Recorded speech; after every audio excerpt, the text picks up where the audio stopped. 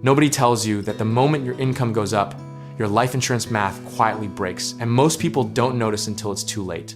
We're talking about a gap that could leave your family holding the bill for a lifestyle you spent years building with nothing to back it up.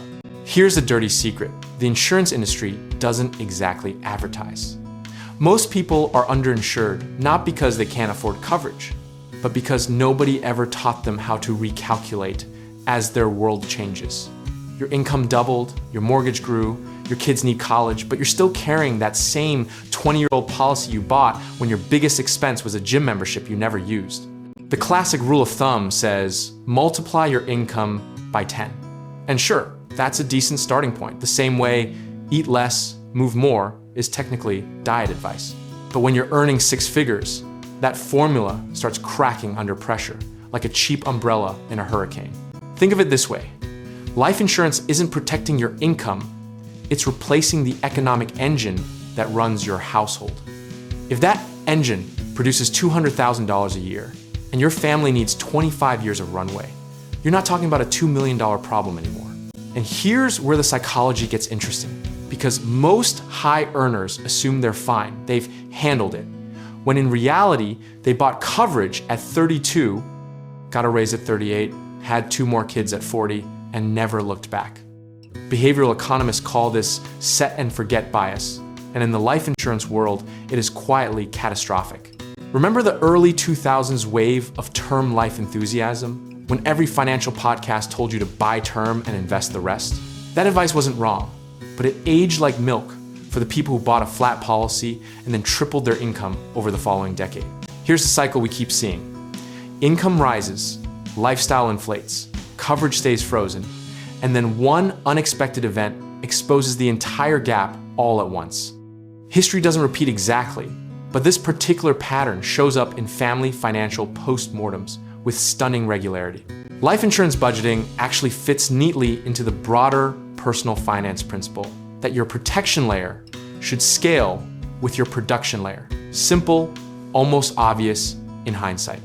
Communities of financial planners and even Reddit's personal finance threads will tell you, revisit your coverage every 3 to 5 years or every major life event, whichever comes first.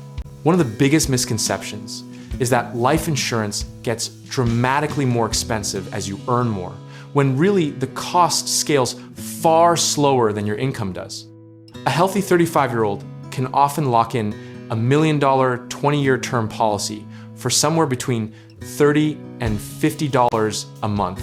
That is less than most people spend on streaming services. They forgot to cancel. The practical lesson from financial history is simple. Anchor your coverage to your household's actual annual expenses, not just your salary, and build in a buffer for debt, education, and income replacement at a conservative interest rate assumption. Most planners recommend somewhere between 10 and 15 times your gross income as a working target once you layer in real obligations. The actionable move here is not to panic buy the biggest policy you can find. It's to audit what you have, run the real numbers on what your family would actually need, and close the gap in the most cost-effective window, which is right now while you're healthy. Discipline in sizing beats conviction in timing every single time. At the philosophical level, this is really just about not confusing busyness with preparation. Your income going up is wonderful, but it silently raises the stakes of not having a plan. The families who navigate this well aren't the ones who had perfect information.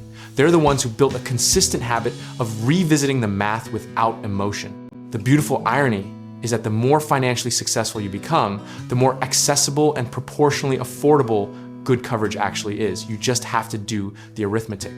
Comfort with any outcome starts with knowing that your household doesn't collapse if you're no longer in it.